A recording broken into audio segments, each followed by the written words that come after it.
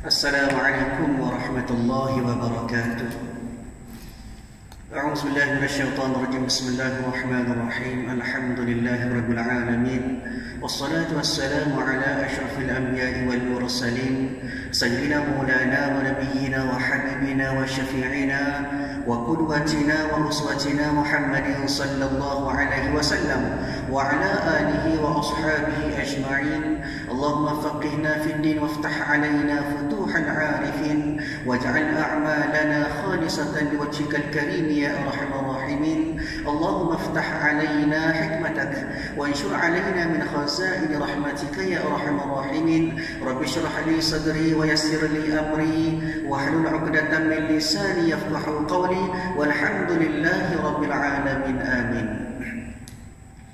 قال المصنف رحمه الله تعالى ونفعنا وإياكم بعلومه في الدارين آمين. Alhamdulillah, pertama selamanya marilah sama-sama kita panjatkan setinggi-tinggi kesyukuran kita kehadrat Allah Subhanahu wa taala kerana pada malam ini, pada malam yang penuh dengan ketenangan, pada malam ini Allah taala masih lagi memberikan kepada kita kesempatan dan Allah Ta'ala masih lagi memberikan kepada kita daripada segala nikmat yang diberikan oleh Allah kepada sekalian hamba-hambanya, daripada nikmat kesihatan, daripada nikmat panjang umur, daripada nikmat segala rezeki yang Allah Ta'ala beri kepada kita. Maka mudah-mudahan semua nikmat yang diberi itu dapat menyebabkan kita semakin bertakwa kepada Allah Ta'ala. Seterusnya kehidupan kita sentiasa dalam keredaan Allah Subhanahu wa taala, insya-Allah. Tuan-tuan dan puan yang dirahmati oleh Allah Subhanahu wa taala, kita sambung kuliah kita pada malam ini daripada kitab Penawar Bagi Hati, muka surat 73. Muka surat 73, dan kita masih lagi berada pada bahagian yang ketiga ataupun sifat mahmudah yang ketiga. Selepas daripada sifat taubat, kemudian tersifat khauf ataupun takut kepada Allah Ta'ala, maka kita berada pada bab yang ketiga, iaitu pada bab zuhud. Seperti mana yang telah kita sebutkan pada kuliah yang lepas berkenaan dengan dalil-dalil ataupun perkara-perkara yang dikatakan sebagai peringkat-peringkat zuhud, maka pada malam ini kita sambung pada muka surat 73 di perenggan tengah tu. Baik. Dan ketahuilah olehmu, makna ketahuilah olehmu, i'lam. I'lam, maka ketahuilah olehmu, oleh siapa tu?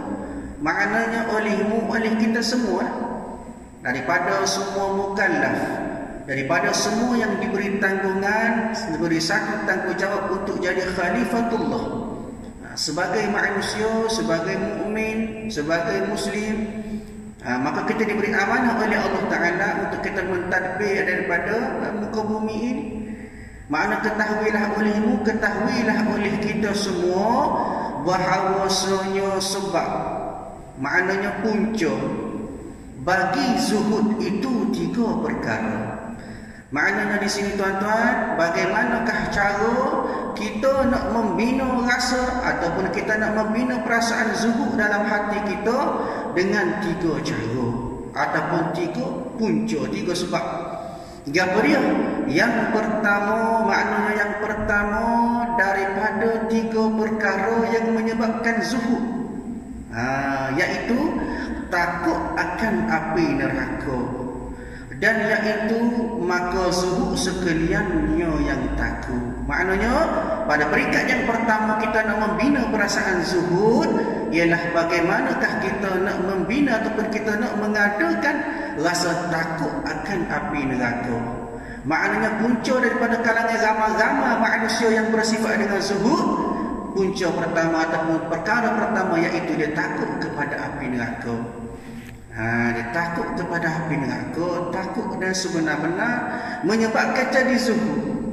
Makna kata dia zuhud kenapa? Kerana dia takut akan api neraka. Bila sebut api neraka, kita semua sedia maklum. Neraka, an-nar, bagaimana Allah Ta'ala sebut dalam Quran tentang neraka. Maknanya bila sebut neraka, maka terkena dengan azab dia. Bila sebut neraka, tahu lalu apakah perasaan ataupun apakah yang menanti kita di sana. Sebab itu timbul rasa takut. Dan kata ulama, disebut dalam Quran berkenaan dengan api neraka, maknanya neraka an-nar. Neraka itu ada 7. Setengah ulama kata ada 8. Maka dalam Quran dia sebut 8. Ramai ada setengah pendapat kata ada 10. Tapi jumhur ulama ataupun daripada kalangan mufassirin menyatakan bahawasanya ada 8 neraka yang disebut di dalam Al-Quran. Apa dia? Yang pertama neraka Jahannam. Maknanya kita nak membina rasa takut ataupun kita nak membina pasal zuhud dalam diri kita, kita kenal dulu api neraka ataupun kita kenal dulu keadaan neraka. Bagaimana kita nak takut kepada neraka sedangkan kita tak kenal? Maknanya yang pertama iaitu neraka Jahannam. Disebut oleh ahli Quran, mengatakan dalam Quran sahaja disebut sebanyak 77 kali perkataan Jahannam. Kalimah Jahannam disebut sebanyak 77 kali. Antaranya disebut daripada surah At-Taubah pada ayat 81, Allah Ta'ala sebut qul nar jahannam ashaddu hurran law kanu yafqahun. Dan bahawasanya katakanlah api neraka Jahannam lebih panas dari panas dunia seandainya mereka mengetahui. Itu neraka yang pertama, nama dia neraka Jahannam. Kemudian neraka yang kedua, nama dia neraka Jahim. Di ahli Quran menceritakan kepada kita, ulama Quran menyatakan bahawa dalam Quran Allah Ta'ala sebut 20 kali kalimah Jahim. Kalimah neraka Jahim disebut sebanyak 20 kali. Dan antaranya daripada surah An-Nazi'at, fa'amma man tagha wa athara al-hayata ad-dunya fa innal jahima hiyal ma'wa. Allah Ta'ala sebut kepada kita, adapun orang-orang yang melampaui batas dan lebih mengutamakan kehidupan dunia, maknanya dia melebihkan dunia daripada akhiratnya, maka neraka Jahimlah tempat tinggalnya. Itu yang kedua. Maka yang ketiga disebut oleh ulama iaitu neraka Saqar. Neraka Saqar, ahli Quran sebut bahawanya 4 kali Allah Ta'ala sebut perkataan Saqar dalam Al-Quran. Kemudian begitu juga ada neraka yang keempat, nama dia neraka Sa'ir. Disebut dalam Quran sebanyak 16 kali. Kemudian neraka Al-Hutamah disebut dalam Quran sebanyak 2 kali. Begitu juga neraka Hawiyah disebut dalam Al-Quran sebanyak 1 kali. Kemudian neraka Lagha disebut dalam Quran sebanyak 1 kali. Dan yang terakhir neraka yang dinamakan sebagai neraka Wil. Neraka Wil sudah famous ataupun sudah sedia maklum daripada surah Al-Ma'un kita dah sebut. Ayatnya ayat yang keempat Allah Ta'ala sebut fawailul lil musallin. Dan neraka Wil lah bagi orang-orang yang sembahyang, alladzina hum fi salatihim sahun, yang mana dalam semaya dia tu semaya dalam keadaan bermalas-malasan. Dia semaya tapi menebing, dia semaya tapi dengan perasaan terpaksa. Itu neraka Wil sedang menunggu. Ayat di sini tuan-tuan ada 8 neraka yang disebut oleh Allah dalam Quran. Neraka lain, nama-nama lain banyak. Setengah ulama kata ada 10, setengah ulama kata ada lebih. Tapi Quran menyatakan antaranya iaitu yang disebut dalam Quran ada 7. Ada setengah ulama kata 8, begitulah. Tapi ayatnya di sini bagaimana kalimah neraka ataupun nama-nama neraka disebut oleh Al-Quran, antara yang terbanyak iaitu neraka Jahim. Dan sedia maklum bahawasanya bila mana sampai kepada ayat-ayat yang menceritakan tentang neraka, maka Allah Ta'ala tekankan di sini sampai ke kalimah Jahannam disebut sebanyak 77 kali. Sebagai apa tuan-tuan? Sebagai satu cara nak membina ketakutan diri kita kepada azab api neraka. Maknanya yang pertama, daripada sebab ataupun punca kita jadi zuhud, iaitu dengan adanya perasaan kita takut kepada api neraka. Itulah betul maksudnya. Yang kedua, maknanya yang kedua daripada sebab ataupun punca menyebabkan kita jadi zuhud. Apa dia? Gemar pada nikmat akhirat. Bila sebut nikmat akhirat, maka tidak lain tidak bukan iaitu syurga lah. Setengah ulama kata ada juga nikmat lain. Apa dia? Antaranya iaitu nikmat tidak mendapat siksaan, ataupun dalam kubur tu tidak kena apa-apa siksaan. Dinamakan sebagai Rawdatun min Riyadil Jannah, satu taman daripada taman syurga. Duk ada kubur pun sudah ada, dengan rasa nyaman, sejuknya. Itu antara nikmat kubur. Kemudian pada hari mahsyar, yaumul mahsyar, pada hari kebangkitan pula, dia dapat nikmat pula. Nikmat dia antaranya dia dapat syafaat daripada Rasulullah sallallahu alaihi wasallam, boleh minum daripada air telaga Kausar. Itu dinamakan sebagai nikmat pada hari pembalasan. Manakala nikmat pada hari akhirat tidak lain tidak bukan ialah daripada nikmat jannah, iaitu nikmat syurga yang diberikan oleh Allah kepada kita. Maknanya dia zuhud kerana dia nak kepada akhirat. Hak tadi dia zuhud kerana dia takut kepada api neraka. Adapun yang kedua disebut bahawasanya dia zuhud kerana gemar kepada nikmat akhirat. Ini lebih tinggi daripada yang pertama. Maknanya dari segi peringkat dia ataupun dari segi tahap dia, hak ni lebih baik. Maknanya lebih baik zuhud kerana kasih kepada nikmat akhirat daripada kita zuhud kerana takutkan api neraka. Baik. Dan zuhud yang terjadi daripadanya, maknanya zuhud kerana gemar pada nikmat akhirat itu zuhud sekalian yang arif. Maknanya daripada sekalian yang arif, satu istilah tasawuf yang menyatakan kepada kita arif ini bermaksud orang yang kenal Allah Ta'ala. Ni maknanya dia kasih kepada akhirat, dia nak kepada nikmat akhirat kerana dia kasih kepada Allah Ta'ala. Sebab itu dikatakan sebagai terjadinya sifat zuhud ini kerana dia dalam kalangan orang-orang yang arif.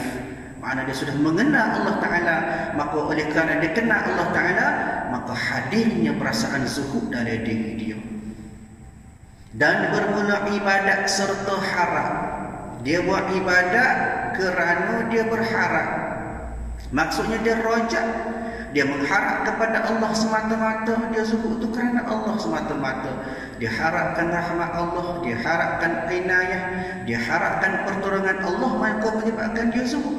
Maka oleh itu lebih afdal daripada ibadat serta takut. Dia maknanya perbandingan. Di sini muallif ataupun pengarang kita ini, Syekh Abdul Qadir Al-Mandili, memberitahu kepada kita bandingan orang yang zuhud kerana takut akan api neraka dan juga orang yang zuhud kerana kasih kepada Allah, kasih kepada akhirat. Maka hak lebih baik iaitu yang kasih kepada akhirat. Kenapa? Kerana tidak ada paksaan. Kita buat benda, bila kita takut akan timbul rasa terpaksa. Maka pengarang kita bagi tahu kepada kita bahawa kita kasih kepada Allah menyebabkan mahirnya hadirnya perasaan zuhud dalam diri kita, maka itu lebih baik. Kerana apa? Kerana harap itu, maknanya sifat kita mengharap daripada Allah Ta'ala, daripada belah kasihan Allah Ta'ala, daripada rahmat Allah Ta'ala itu melazimkan ia akan kasih. Maknanya jadi kasih kepada Allah Ta'ala. Kita harap dalam masa yang sama kita kasih kepada Allah Ta'ala. Bila kita kasih, kita buat belakang dia nak. Sebab kita ada kasih buat orang, ada tunggu sekaki ni, ikut orang yang buat belakang. Kenapa? Kasihnya kita kepada tersebut. Begitu juga kasih kepada Allah. Bila mana kita kasih kepada Allah, Allah Ta'ala beritahu kepada kita benda daripada perkara-perkara baik kita buang, daripada perkara-perkara fahsyat dan munkar kita tinggal. Maka secara lahiriah ataupun secara itulah ataupun akibat daripada itulah menyebabkan timbulnya perasaan zuhud dalam diri kita. Itu yang kedua. Yang ketiga, maknanya yang ketiga daripada asbab ataupun yang ketiga daripada perkara-perkara yang menjadi punca hadirnya ataupun adanya perasaan zuhud kita kepada Allah Ta'ala. Apa dia? iaitu yang lebih tinggi. Hak ni yang ketiga ini adalah maqam ataupun darjat yang lebih tinggi daripada yang pertama dan juga yang kedua tadi. Apa dia? Dan iaitu yang lebih tinggi bahawa adalah sebab bagi zuhud itu membesarkan diri daripada berpaling kepada yang lain daripada Allah Ta'ala. Ini paling hebat. Maknanya dia zuhud kerana apa? Kerana semata-mata dia membesarkan Allah Ta'ala. Dia tidak zuhud kerana dia takut kepada neraka. Kemudian dia tidak zuhud kerana dia nak kepada dia masyarakat. Tak berlaku. Taksir daripada sekalian makhluk. Bahkan zuhud dia itu semata-mata kerana dia membesarkan Allah Ta'ala. Kerana apa? Kerana membersihkan hati. Maknanya dia menyucikan hati daripadanya. Maknanya daripada selain daripada Allah. Lain daripada Allah maknanya jami'al makhluqati. Daripada sekalian makhluk taksir. Siapa hak dia anaknya? Allah Ta'ala. Inilah antara makam ataupun martabat orang-orang yang berada pada jalan Allah Ta'ala. Bukan martabat daging, martabat telur tu duduk boleh puasa tu duduk. Martabat maknanya makam. Kedudukan dia di sisi Allah bila mana dia kenal Allah Ta'ala. Begitu juga antara contohnya disebut sebagai Al-Halash. Satu kisah yang berlaku kepada Al-Halash, yang mana dia ini berada pada maqam fana'ul fana'. Al-Halash merupakan seorang daripada orang alim lah, orang yang berada dengan makam yang tinggi pada bidang tasawuf. Juga dikatakan sebagai ahli sufi. Apa cerita yang berlaku kepada Al-Halash? Al-Halash ni tuan-tuan, dia berada pada makam yang tinggi. Sehingga kan satu ketika dia sebut ma fil jubbati illallah, kata dia. Yang bermaksud tidak adalah dalam jubah aku ni kecuali Allah. Ni. Oleh kerana dia berada pada makam tersebut, kata-kata dia tu sampai dia ucap lagu tu, dia sebut lagu tu, tak ada benda lain dalam jubah aku ni, Allah Ta'ala dalam jubah aku. Ni. Ayatnya di situ satu perasaan dia rapat dengan Allah Ta'ala.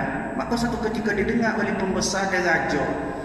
Bila pembesar dengar, raja dengar panggil dia. Panggil Al-Halash, ngadak raja. Maka raja tanya, betul ke tak kata lagu tu? Maka Al-Halash kata, bahkan betul. Tak ada ma fil jubbati illallah, tak ada benda lain dalam jubah aku ni kecuali Allah. Hakikat sebenarnya nak sebut ialah tidak ada dalam diri aku, dalam jiwa aku, dalam hati aku melainkan Allah Ta'ala. Tak ada makhluk, tak ada dunia, tak ada makhluk, tak ada segala benda-benda yang lain daripada Allah. Tak ada. Hak adanya Allah Ta'ala. Maka menyebabkan raja marah. Raja ni dia tak tahu Al-Halash tadi berada pada makam fana'ul fana', tak siapa lain. Maka pada ketika itu dipancung. Kenapa? Kerana seolah-olah dikatakan bahawasanya Al-Halash telah menyamakan Allah Ta'ala dengan makhluk. Maka raja bunuh dia. Bila bunuh dia, takdir Allah Ta'ala, pada ketika itu bila mengalir saja darah daripada dipancung, maka terbitnya di situ kalimah la ilaha illallah, membuktikan bahawasanya Al-Halash seorang yang benar. Bahkan menurut ulama, satu ketika Imam Al-Ghazali, Imam Ghazali ni ulama yang mutaakhirin, terkemudian. Imam Al-Ghazali berada pada abad yang keempat. Maka Imam Ghazali katakan berdasarkan cerita ini, maka Imam Al-Ghazali rahimahullah sebut bahawasanya kalau akulah ada pada ketika itu, maka aku halang daripada raja bunuh dia. Kenapa? Kerana Imam Al-Ghazali salah seorang hujjatul Islam mengetahui bagaimanakah seseorang bila dia berada pada makam yang hampir kepada Allah Ta'ala. Taksir adalah Allah Ta'ala semata-mata. Kita setiap masa bergelumir dengan makhluk. Dalam hati kita, dalam jiwa kita, kadang-kadang sikit saja ruang untuk Allah Ta'ala. Banyaknya untuk dunia, untuk makhluk. Tak boleh lah. Kenapa?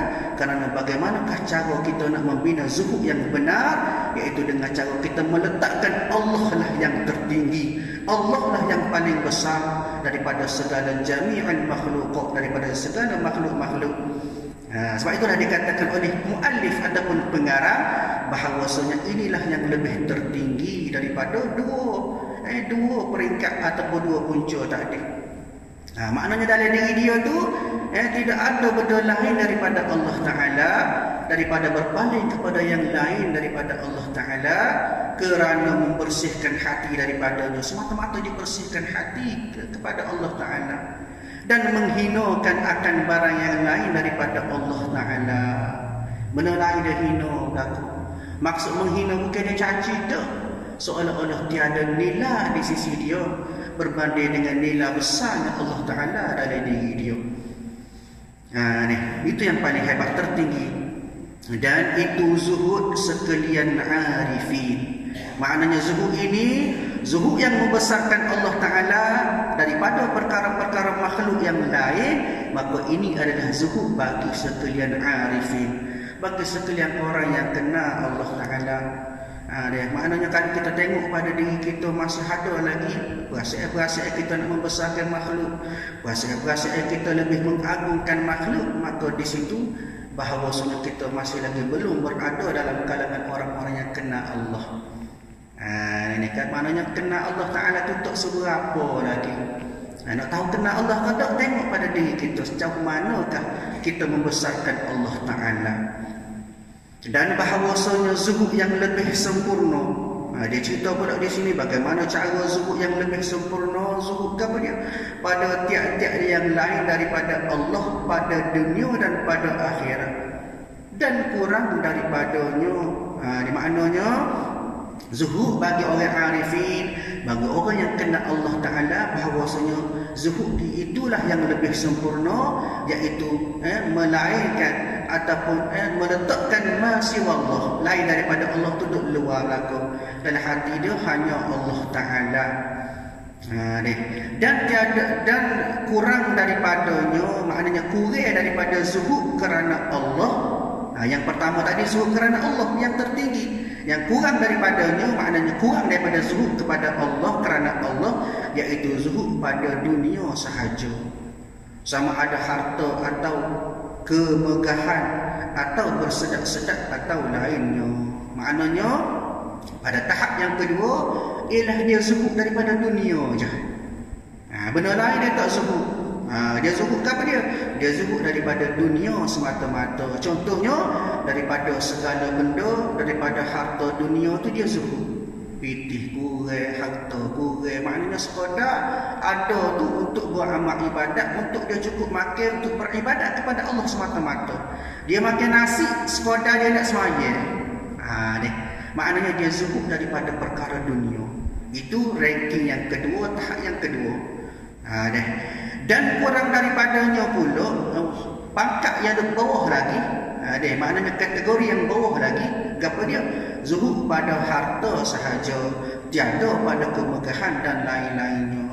Maknanya dari segi harta dia kurang, dia tak berapa nak kepada harta, tapi bila diberi kemegahan, diberi pangkat, diberi nama, diberi syukur, maka dia lebih syukur.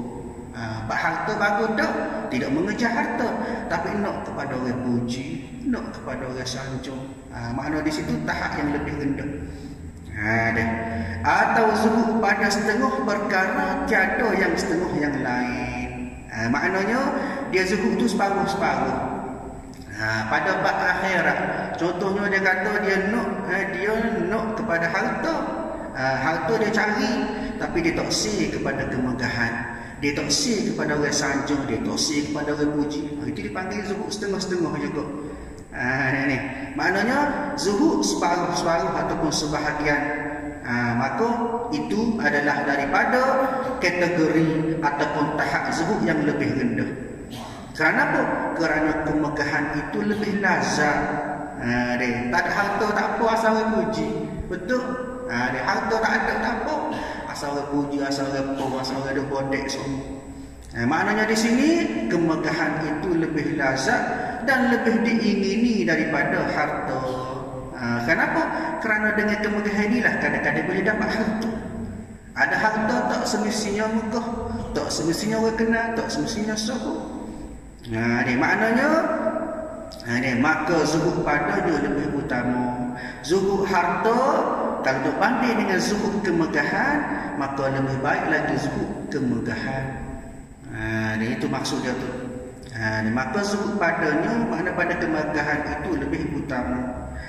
Dan bahawasanya perbezaan antara zuhud dan fakir.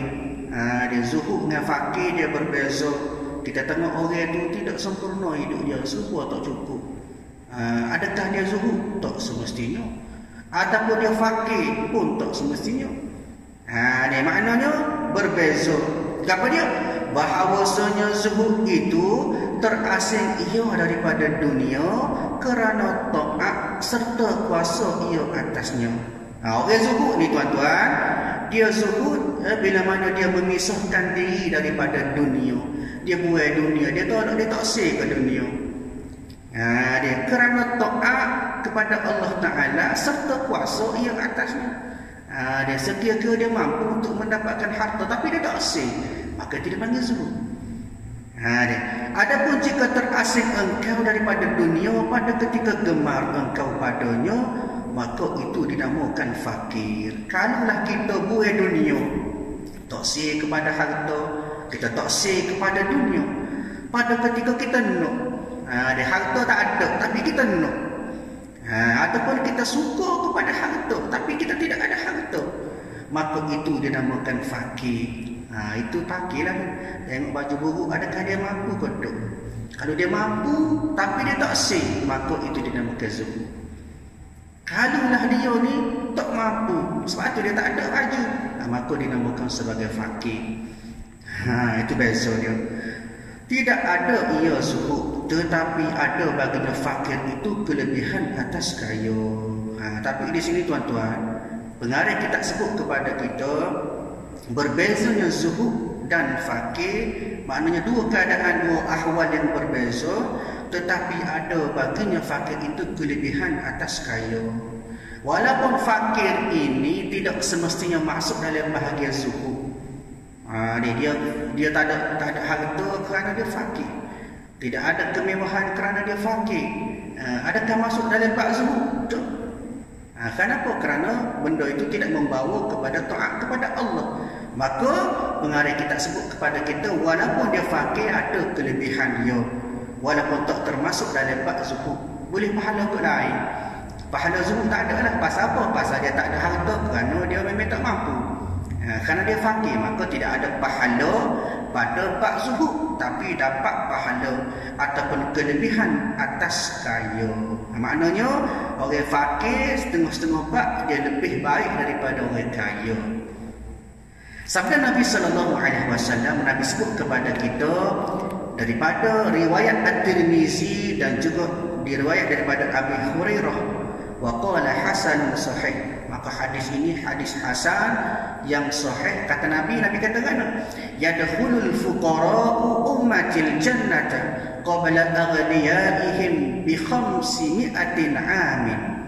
Nabi kata, artinya masuk ke dalam syurga sekalian fakir oleh umat aku. Nabi kata, orang yang miskin ni masuk dalam syurga, orang fakir masuk dalam syurga dahulu daripada sekalian yang kaya, daripada mereka itu dengan 500 tahun. Masuk dia dulu pada orang kaya. Kenapa? Kerana dia fakir. Kalau kita menurut kepada hukum fiqh, fakir dia berbeza dengan miskin. Ini untuk kefahaman kita bersama. Fakir dia berbeza dengan miskin. Adapun fakir, contohnya dia perlu RM10, tapi dia boleh RM8 sehari, itu dipanggil fakir. Itu hukum fiqh. Kalaulah orang itu miskin, mana keperluan dia RM10, kemudian dia hijau kemampuan dia dapat RM10 juga sehari, mengikut kemampuan dia, maka itu dinamakan sebagai miskin. Ya faham. Kita nanti kau tak ada tu miskin lah, kau tidak fakir lah, kau tak. Fakir dia dapat seharian dia, hasil rezeki dia kurang daripada keperluan, itu fakir. Kalau dapat sama banyak dengan keperluan, maka dipanggil miskin. Kalau dapat lebih daripada keperluan, tak panggil miskin lah tu. Dia faham sendirilah. Maknanya di sini Nabi royak kepada kita, masuk orang yang miskin, orang yang fakir ke dalam syurga dahulu daripada orang yang kaya, iaitu 500 tahun lebih dulu. Sebab itu bahkan kata ulama, ada seorang sahabat Nabi itu ada dua layar baju suami isteri. Dia sepasai awak kiri, sepasai awak semayang.